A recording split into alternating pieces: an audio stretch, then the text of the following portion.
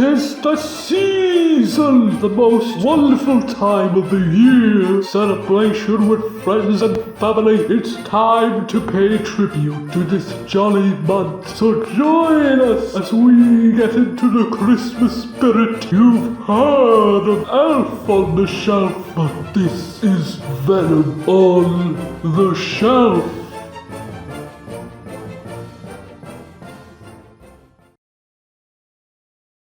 Why not take a look at the classic tale of the Grinch who stole Christmas? Dr. Seuss. The beloved author from most of our childhoods, and his work of The Grinch made it to the small screen in 1966 with the lead voiced by Frankenstein's monster, and although only a 26-minute long TV special, it was a huge hit and there were many pleas to adapt the children's novel of the same name to a feature film. However, legendary author Dr. Seuss always refused to sell the rights, all the way up until his death in 1991. However, his widow did finally agree to sell his merch after he passed, and even auctioned off the film rights for The Grinch. Many studios pitched ideas, Jack Nicholson even being considered to play the lead. Here's Grinchy!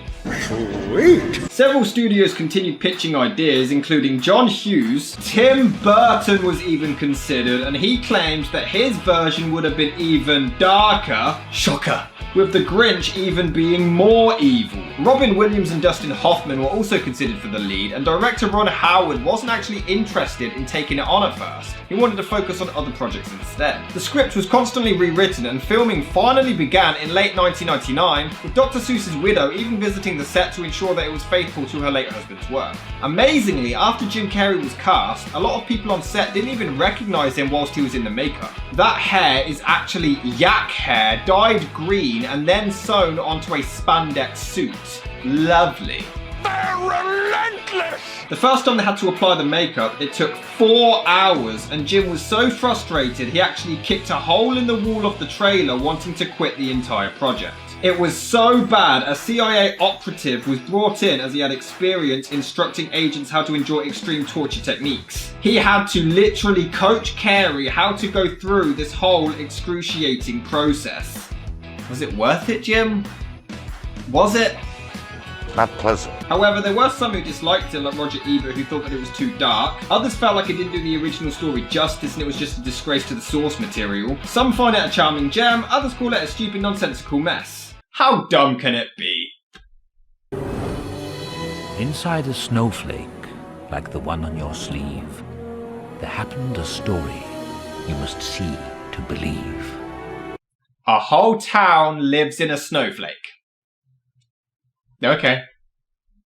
Also, that's Hannibal Lecter doing the narration. That's actually pretty cool. And that's all that matters. So the story takes place in Whoville, a commercialised, very realistic and believable little town whose villagers all believe the true spirit of Christmas relies on presents. But the Grinch, who lived just north of Whoville, did not. So of course some little arseholes have to go and explore the infamous nasty Grinch, but get scared off by his dog. How the hell did the Grinch get a dog? Now please, don't ask why. No one quite knows the reason. So the Grinch, played by Carey, lurks around and mopes about how much he hates Christmas, and already, right off the bat, Jim's facial acting is 100% spot on. He is perfect. Sir, the boys didn't see any Grinch. He was right there. I think they were just up on the mountain playing with matches or defacing public property or... Oh, well, that's a relief. Okay, that was funny. So it turns out it's going to be the town's 1000th Whobilation. This little girl is called Cindy Lou. It was her douchebag brothers who went and harassed him earlier, but she begins to grow curious about the Grinch and starts to press questions. The Grinch is a who, well, is actually not a who. He's more of a... A what? Exactly, honey. The comedic writing here is actually really cleverly done. So the Grinch is truly a dastardly villain as he begins to mess up the mail. The Grinch! But he bumps into Cindy, who ends up falling into a compactor, but after some reluctance, the Green Goblin has a change of heart and saves her. I'm more curious as to how nobody hears her screams of terror during this entire ordeal. So he decides to put a wrap on this friendship before we cut to her mum, who's competing with a bitchy neighbour on their Christmas lights display. And yeah, I will admit, her using a bazooka of lights is pretty awesome. The thing is, some people bitch that the Grinch is so annoying. That's literally the point of his character! But I mean, I find it hilarious how he's so petty with his tiny acts of evil. He still has this mind of a child, so his idea of terrorizing a city is messing with their mail and making prank phone calls. It's hilarious! So he goes down a chute, which somehow defies all laws of physics by going up the mountain to his home. And then Cindy decides to sing a song. Because why not? Just comes out of nowhere. For real though, the girl does come across as really likeable. She's unsure what she wants for Christmas and just feels lost. And I'm not just complimenting her because she grew up to look like this. So we cut back to the man himself chilling in his abode, and it turns out that he quite literally has a shrinking heart. If you utter so much as one syllable, I'll hunt you down and gut you like a fish. If you'd like to fax me, press the star key. I love this guy. I'm an idiot. You're an idiot. How are people not finding this funny? What are you laughing at? So Cindy heads out to question locals about the Grinch, leading us to a flashback story, seeing him being dropped off by a stork like the rest of the babies. Hey, honey! Our baby's here! He looks just like your boss. Okay, that was funny. But what is he? What is the Grinch? Why is he green? Why is he furry? Where did he come from? This is never explained. Maybe you need a timeout. And I won't even lie, I completely missed this. My girlfriend had to point it out. Dude, this is a swingers party in a Grinch movie. Jesus Christ, they had balls. And look, baby Grinch is scary as hell. The weird thing is, they say earlier that nobody knows why he hates Christmas so much. We're shown that he's bullied by the future mayor, he fancies the future snooty bitch, but gets rejected. And at Christmas is given a razor to shave, feeding the bullying more, ruining his entire perception, so he runs away, but he hates Christmas before any of that even happens. He rips apart a Santa cookie, he draws disturbing Christmas pictures. We actually do have no idea why the little shit hates the damn holiday. I hate Christmas! I hate it! And that was the last time we ever saw him. So how do you know where he went? And that he's still there? Or even that he's still alive? Oh, right. And it's so bad when you are so old that you realise you actually did grow up to become the Grinch. Hate, hate, hate, hate, hate, hate. Double hate. Loathe entirely. 4 o'clock, wallow in self-pity. 4:30, stare into the abyss. 5 o'clock, solve world hunger. Tell no one. 5:30, jazzercise. 6:30, dinner with me. I can't cancel that again. 7 o'clock, wrestle with my self-loathing. Ooh. Ah. That's it, I'm not going. I'm the Grinch! He even tries to drown out Christmas music. It really is me. Jingle bells, jingle bells. Ah! Oh, also, that wasn't planned. The food was supposed to fall off, but Carey legitimately did it this well and improvised going back to wreck it, and it stayed in. Jim Carrey's the man. So the whole jubilation begins as Cindy nominates the Grinch to be their yearly cheermeister, much to the chagrin of the mayor. After some convincing that the Grinch needs the joys of Christmas more than anyone, the locals can't say no to that face, and they agree. Before she heads up to the mountain entirely on her own and breaks into his home. What? Who let her go alone? I mean, they all knew that Cindy would have to give him the invite. What kind of parents are you? Gaze into the face of fear.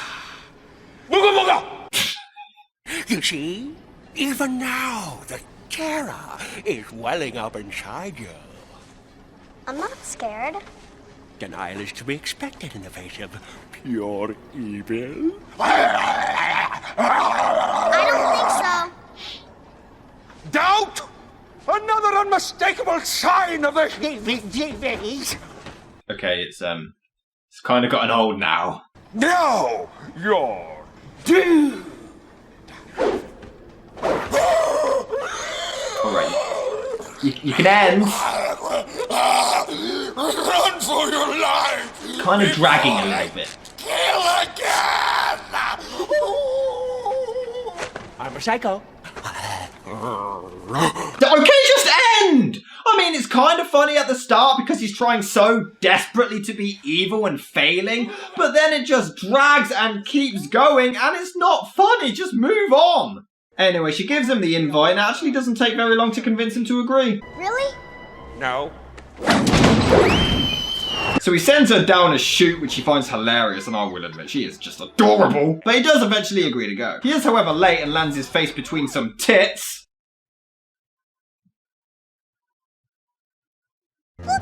So he mocks the locals for a little bit, which is quite funny, before coming face to face with his own parents. Are you two still living? I love this comedy! He's forced to wear a ridiculous Christmas jumper and enjoy the festivities, and it's just hilarious. He even beats children in certain games and laughs in their faces. But then they get him a razor. So everyone in town can laugh at him.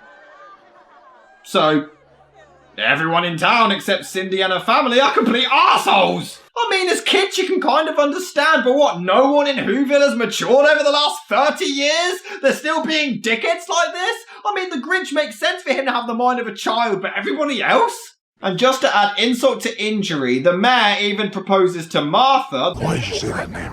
the bitch the Grinch had a crush on. He even bribes her with money and a new car, but the Grinch gets the last laugh by putting mistletoe over his arse, shaving the mayor's head and setting fire to their tree. They had it coming. Taxi! It's because I'm green, isn't it? I love this movie! There's even an explosion! In the Grinch! I just wanted everybody to be together for Christmas. Me too, Cindy, me too. It doesn't matter though, they have a spare. And then the Grinch throws his dog out the window for actually enjoying Christmas. This time, dog abuse is fine. But he hatches a plan and begins to sew himself a Santa suit as the trademark Grinch theme plays. And I just don't understand how this film doesn't capture the charm and magic of the original. I mean, the theme is there, it has a lot of the same rhymes from the book. They've added a few new ones, sure, and the backstory had to be added to extend it to feature length, but it looks exactly like the damn cartoon. This is perfect. So he turns his dog into a reindeer and gives him this funny motivational speech. You're a reindeer. Here's your motivation. Your name is Rudolph. You're a freak with a red nose and nobody likes you. By the way, this was actually a scene that Jim Carrey improvised, and he was doing an impression of the director, making fun of him for giving orders. But the director found it too funny and he just wouldn't cut it out. And they even make fun of the common cliche. You hate Christmas. You're gonna steal it. Saving Christmas was a lousy ending. Way too commercial. This movie is amazing, damn it! When he came to the first little house on the square, Welcome to Whoville, Max. Max was in Whoville earlier. So he heads to Whoville and decides to start by wrecking their food, that monster! But Cindy does, however, come downstairs to discover him, but somehow doesn't recognise him! Santa, what's Christmas really about? Vengeance! But when it's as funny as this, you really don't care.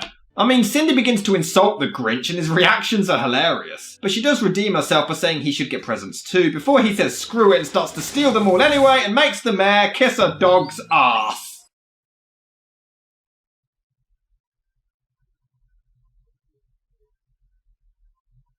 Almost lost my cool there. So he takes his sack to the top of the mountain to dump it. He even took the time to tie the mayor's bed to someone's car, launching him out in the morning. Well, I wonder who could have done this.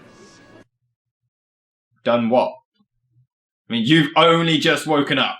You don't know that the Grinch stole all the presents, so what are you talking about? No. You choose to listen to a little not to be taken seriously girl. Bit sexist. I mean, he adds a lot of angry emphasis on the word girl. Douchebag. In the original cartoon, they wake up, realise that he's jacked their gifts, and they instantly sing about how amazing Christmas is. But here, they're angry and upset and need convincing, but I like the transition. The message is still there anyway. They realise the true meaning of Christmas, and it's a really sweet and charming scene. Despite this, Cindy still decides to head off to find the Grinch, just as he hears them singing and realises the same thing, which quite literally gives him some heart, and I don't even care, man. This scene is awesome. Although it'd be a bit dark if he just had a genuine heart attack and then the movie just ended. And I'm leaking. I'm not leaking, you're leaking! I mean, crying. Oh, shut up. Oh no. The sleigh, the presents, they'll be destroyed. And I care! What is the deal? I love this! So he tries to save the gifts from falling off the mountain before Cindy gets involved, but he saves her life yet again. Meanwhile, Martha rejects the mayor for the Grinch, who she's not seen for like 30 years. And even then, didn't show much interest back then either, so...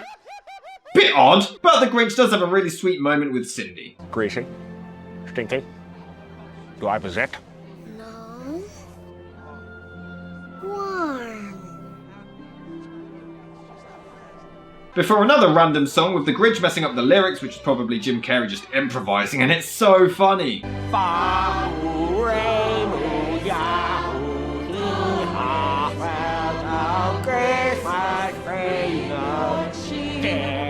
And that was Dr. Seuss's How the Grinch Stole Christmas. Charming or a disgrace? Charming.